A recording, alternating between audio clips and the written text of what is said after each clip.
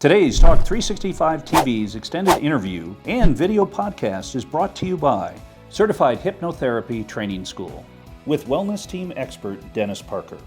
Hey everybody, I'm Holly Love. Welcome to Talk365 special Talking Wellness series on Dennis's website. You are here because you saw us on Talk365. You logged on because you wanted more information about what is hypnosis, what is a hypnotherapist, how do you become one, how do you learn these amazing life-changing skills, even just for yourself, even if you don't want a new career. We are going to dive into all of this and much more right now, right here on your website. I have totally captured you. I'm keeping your students at bay, telling them they can't come in. Let's start off right where we did on the show and talk a little bit more about what is hypnosis? Hypnosis is simply identified as the states of mind that the mind goes through as you go from being awake to being asleep. There's 5 observable states of trance, pondering, or hypnosis. All 3 of those terms are synonymous with us. So they're natural states of mind. The first state down from being conscious. So you're either conscious or when you go into the subconscious, you would be in what's called trance. Trance just means an altered state of consciousness. Okay. So your first state of altered state of consciousness is what the world normally calls daydreaming. In the church or religious settings, they would call that pondering. So pondering in religious settings, hypnosis in the clinical setting, daydreaming in everyday verbiage. Okay. It's kind of a matter of semantics. The next state down, as we go down towards sleep, we call hypnoidal trance, which the world normally calls meditation. Okay. It's where you actually meditate and figure out your problems and so on. Then we go into catalepsy, which is the mid-range level. It's like you're half awake and half asleep. It's kind of a hypnagogic kind of state where you know that you could just as easily fall asleep or just as easy wake up. Then we go into what's called somnambulism.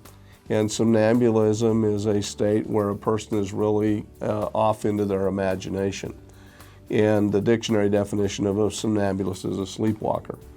And then the last state before sleep is called the Esdale state. It was named after Dr. James Esdale because he perfected the inductions, if you will, around how to use the mind for pain control. So for deep pain control, for surgery or birthing or those kinds of things, it's used a lot for that. And then there's sleep. So to kind of make it as simple as we can, there's consciousness, 5 levels of hypnosis, which are states of mind where you're not asleep, but in between being conscious and asleep, and then there's sleep. So if you include sleep in trance, there's actually 6 states of trance, because sleep is trance. So when people talk about, they're afraid to go into hypnosis or whatever, it's a matter of just going down to sleep, and you do that every day anyway. Absolutely. So I don't know too many people that are afraid to fall asleep. No. Most people want to do that. And as you're explaining this, I can almost feel myself and what it feels like to go down into the stages. Right. What it feels like to be daydreaming or meditating or all of those things. Sleeping, I need to feel that more, but that's a whole nother story for another day, right? So that's hypnosis. Now explain hypnotherapy, how you're using hypnosis to get great results for people. Well, in health purposes, we're considered to be non-medical as a group because we don't diagnose, prescribe, inject anything. We don't recommend anything. We're really just working with the 2 minds, the conscious and subconscious mind, okay? But in the subconscious mind, what we found is the functions of the subconscious are the imaginations, memories, and emotions. So hypnotherapy is the use of hypnosis, trance or pondering, to gain subconscious access. Consciously, we all think the same. So if we were experiencing an environmental issue like snow, a snowstorm, consciously we would all wear a coat, change our leather shoes for neoprene soled shoes, leave for work or school early. We would make those adjustments the same.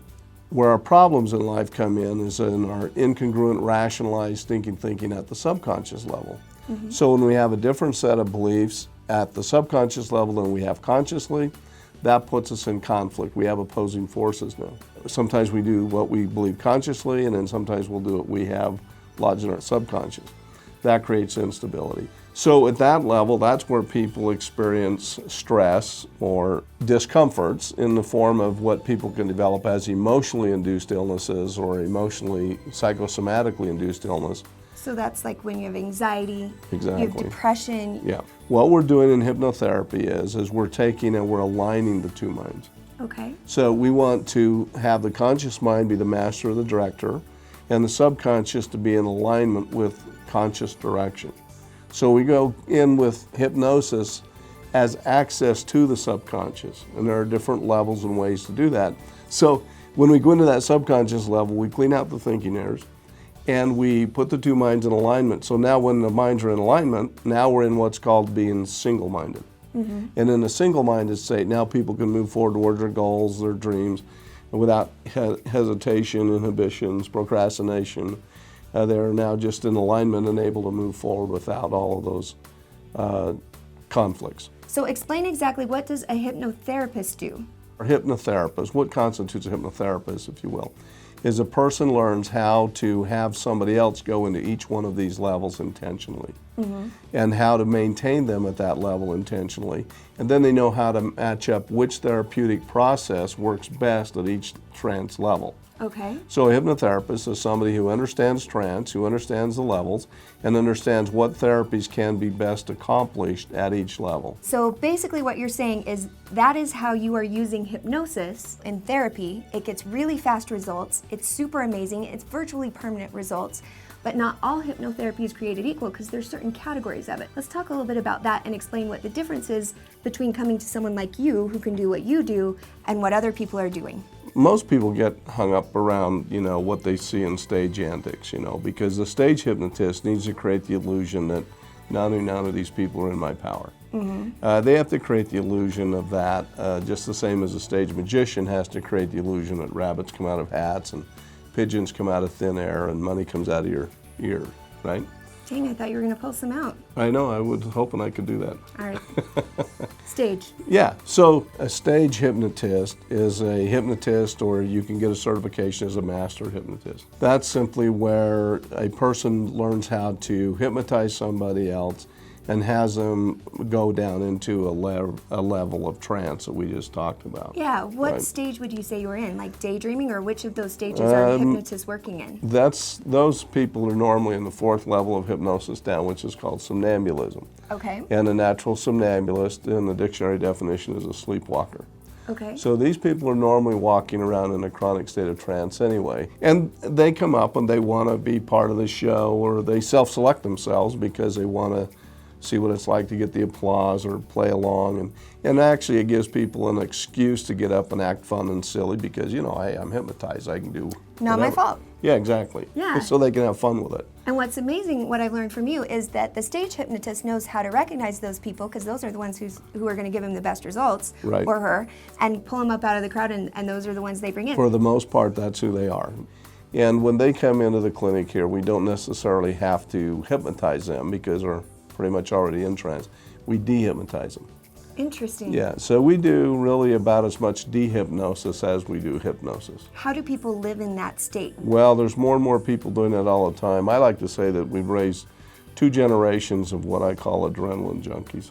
Okay. There are kids that have been raised with all of the media stimulation, all of the video gaming, those types of things, and it's actually had people stay locked into their imagination, if you will. And a natural somnambulist is a person who basically in their mind is stuck in their imagination. Okay. So they're constantly, everything's a big deal, anything that somebody does is blown out of proportion. They allow everybody's opinion to mean more to them than their own.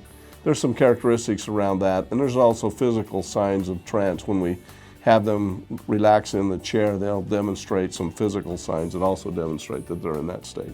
So we're able to identify that and help them and actually teach them how to get conscious, where they're more in control of their own lives.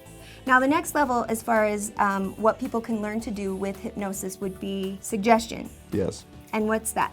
Okay, suggestion hypnotherapy is where, and that's about 85% of what most people are doing out there that's called hypnotherapy.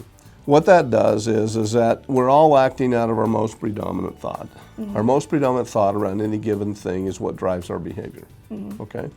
So conscious mind, subconscious mind, we have this predominant thought that's lodged there.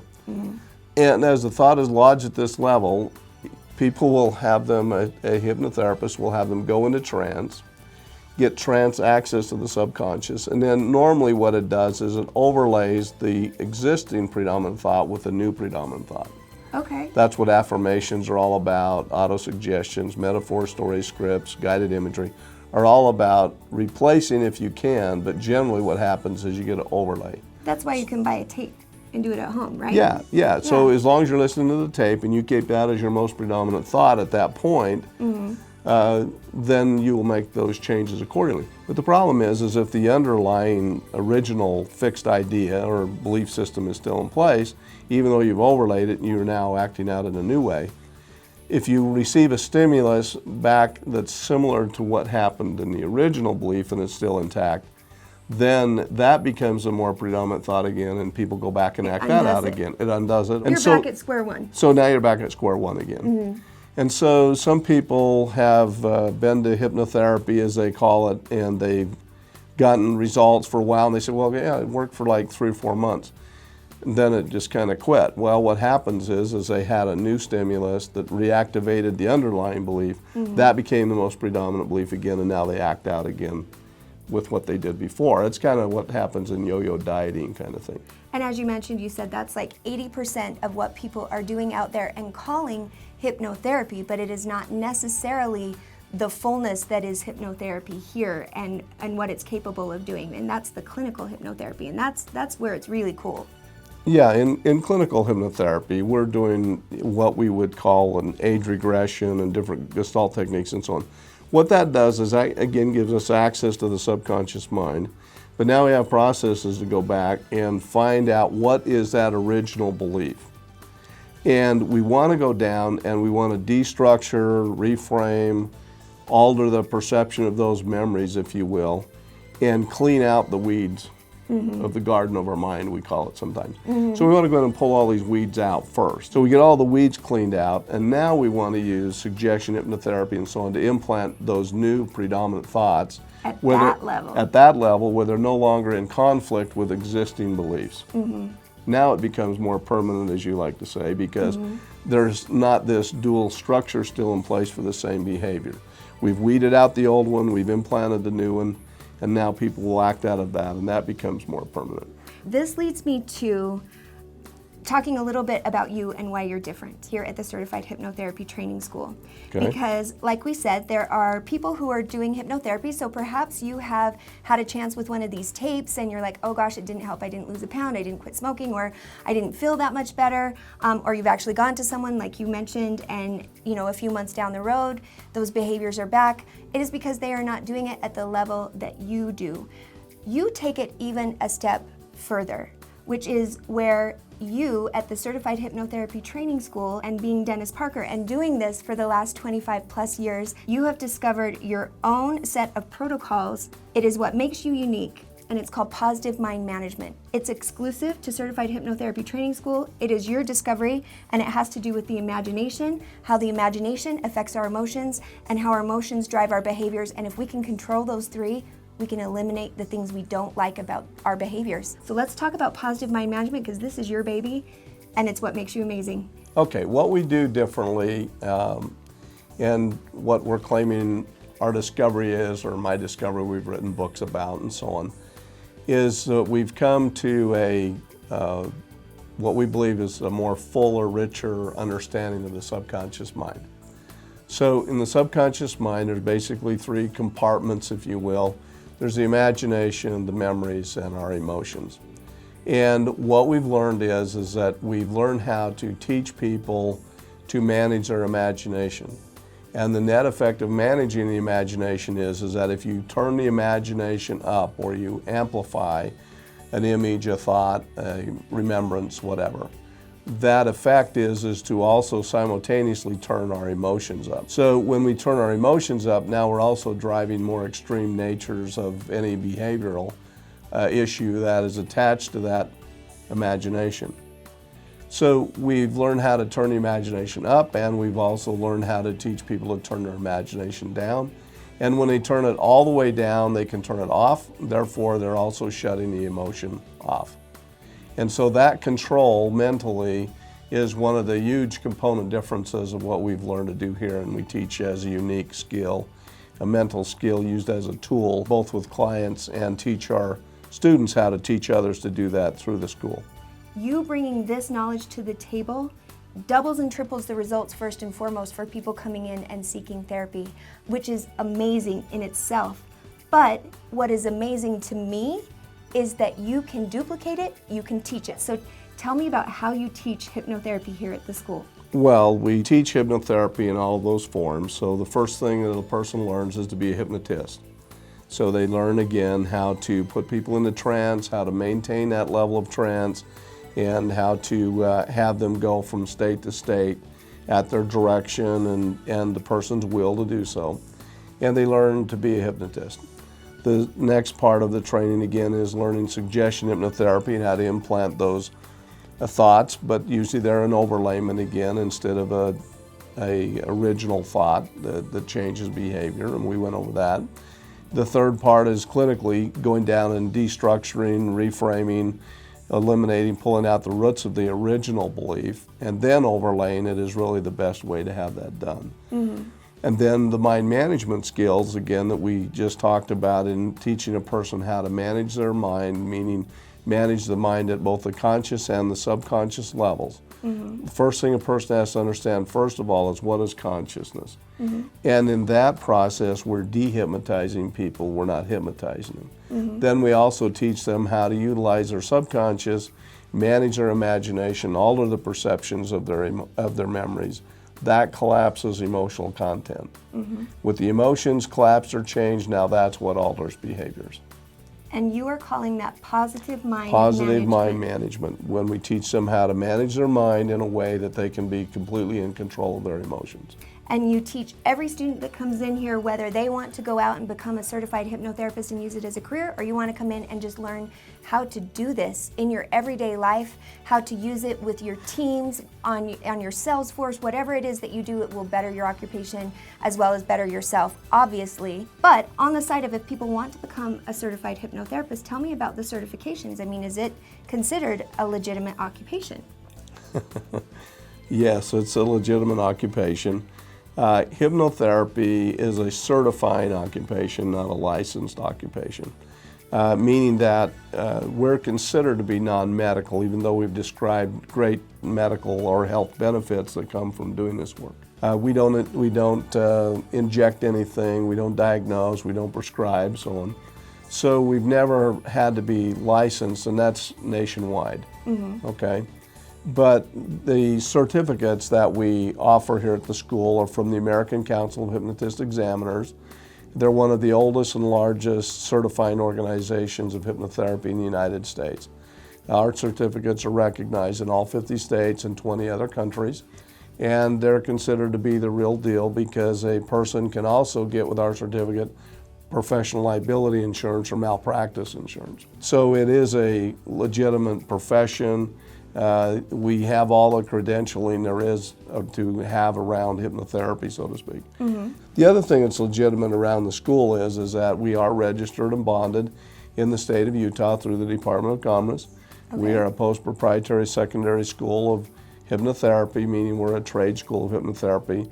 We're regulated by DOPL in the state, and just like any other licensed professional would be. And so it's as legitimate as it can get in the state of Utah. So now the certification, the ACHE is the American Council of Hypnotist Examiners. This is a big deal, so let's break that down and explain who they are. The American Council of Hypnotist Examiners was started and founded by Gil Boyne. Mm-hmm. And Gil Boyne actually started out in the 40s and 50s as a stage hypnotist. Okay.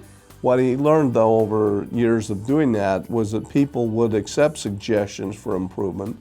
And he actually, over time, moved more into the therapy side of helping people through these processes and really became one of the first suggestion hypnotherapists. And over time, that developed into more of a therapy practice. And hypnotherapy's developed really over decades since the 50s. Mm-hmm. And we continue to find new ways to apply it. New behavioral protocols, things that are more effective And the way I was trained 25 years ago was effective at the time, but we've combined things, done things new and different. As you said, we're much more effective. We can get twice as much done in a session now as I could, when I originally started, because we know how we've combined different protocols and different therapies and at different points in the process, and they're just more effective. And Gil, I know him because I've read up a little bit.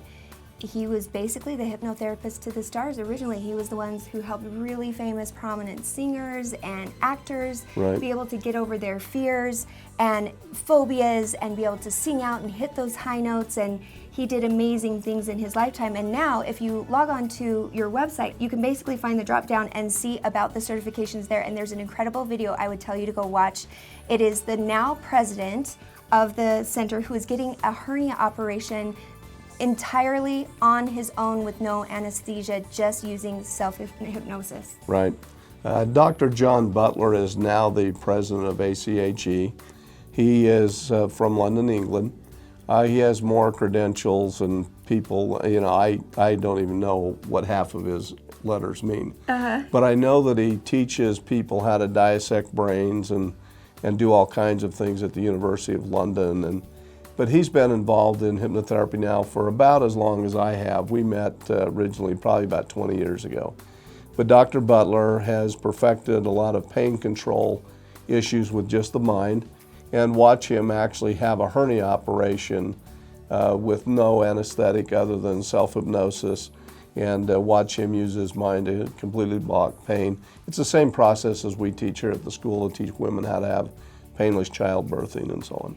If you think that hypnotherapy is a joke, go watch that right now. I was so amazed at what was happening right in front of me. But the cool thing about that video, going back to everything, is once again, this ability to do this is taught and learned here at the school. It can be done session after session, time after time. It can be duplicated, it can be taught.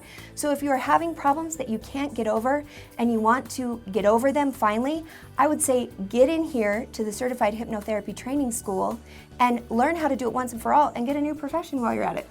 People like to people like to come in and learn how to help their own family and children and so on.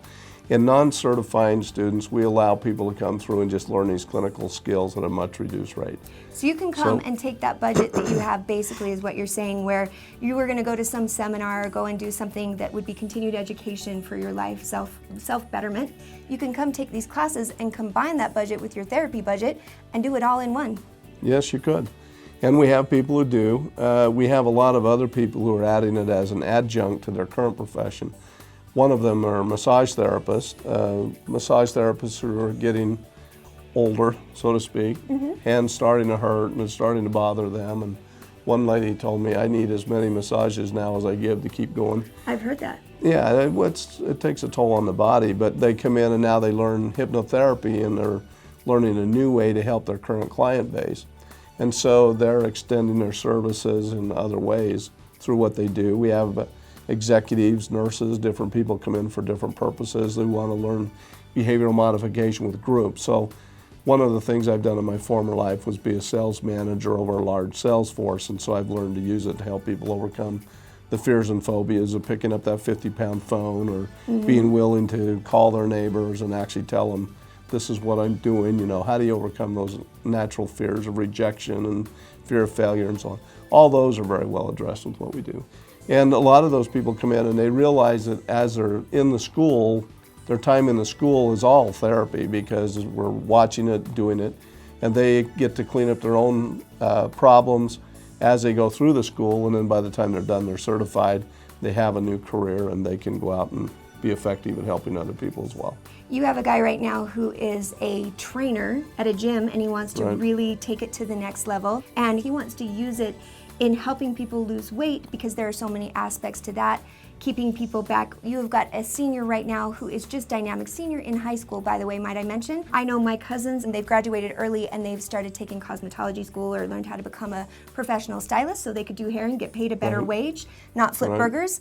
How about come become a certified hypnotherapist? If you are interested in going into psychology and you're in high school right now and you're not sure what way to go, graduate early, or when you graduate, either way, get in here, have this in your back pocket to put yourself through school and have the ability to really be helping people the whole way. Well, and you know, we've had psychology students do that.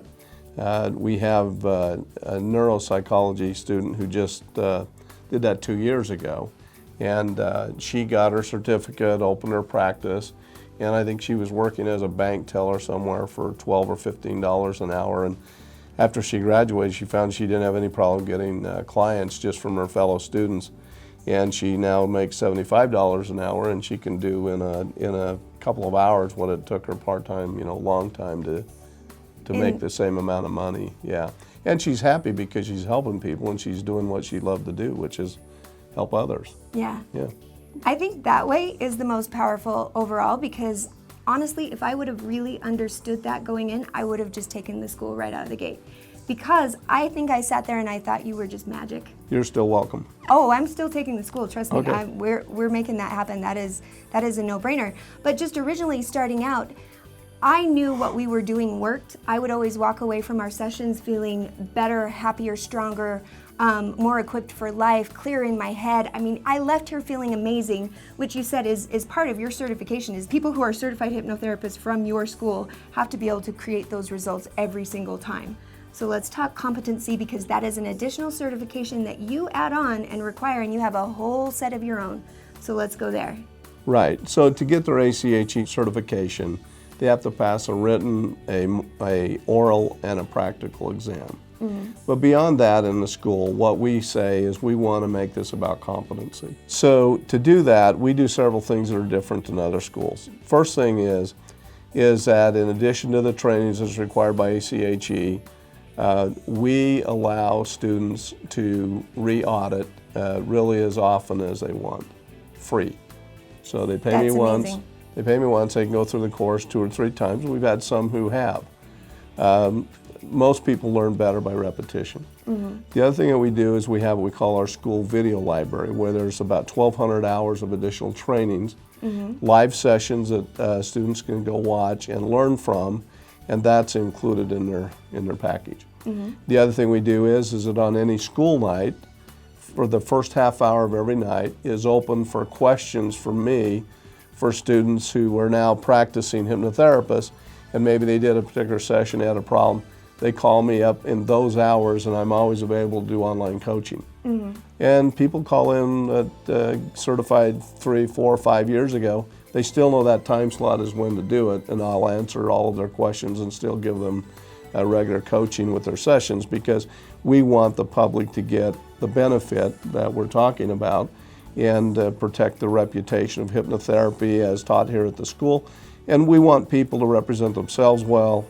We want them to represent hypnotherapy well, and we want to, frankly, I want them to represent the school well. And we want the public to get the benefit of what they're doing. And they wouldn't come in and continue to pay us for more and more sessions if they weren't getting the results. And the result is everybody wants to feel better. So we say we're providing feel better. Yeah, and you do every time. Yeah. And I think that is the key right there. So a certified hypnotherapy training school graduate is basically given the tools to do what you do. That's right. So if you're looking for some kind of standard to measure who to go to, look and see if they graduated from the certified hypnotherapy training school first and foremost, because it's basically like getting Dennis himself, who has had years in this industry. Your students are working and doing the exact same things, which is what I love from here today. So those out there, if they've been inspired, if they've been motivated, they've got the message that I've thrown out that you should come to the class with me, because seriously, that's where it's at. What do they do to sign up? And you also are offering a little deal if they mention they saw us on Talk365. Okay, yeah, if you mention Talk365, we're going to throw in your textbook package free. It's about a $200 offer, and we'll include that in the package by mentioning Holly and Talk365. Love it. Do that first and foremost, yes, and then signing up. When are the next classes? What do we do? You can start class anytime. We're in a series right now. If you wanted to start today, you could. We have the textbooks that you would start reading. You have videos to watch in the video library. There's 200 hours of individual training that way that you need to get out of the way. And then there's 100 hours of live trainings when they come up. All right, everybody, be sure and check out other videos that we have done because there are many. We have broken down everything that Dennis does into some categories. We talk about him nice and long on our web segments, and then definitely check out our TV segments as well. Everything we've got here, it is incredible information. If you want to learn more, it's all here. And definitely sign up and mention you saw Talk 365 and save on your textbooks. Dennis, thank you so much for your time. I appreciate it. Thank you. It's been a pleasure. All right. Get in here. Sign up. We got class to go to us. Yeah, we got to Let's run. go get them. Enroll now. Classes start soon.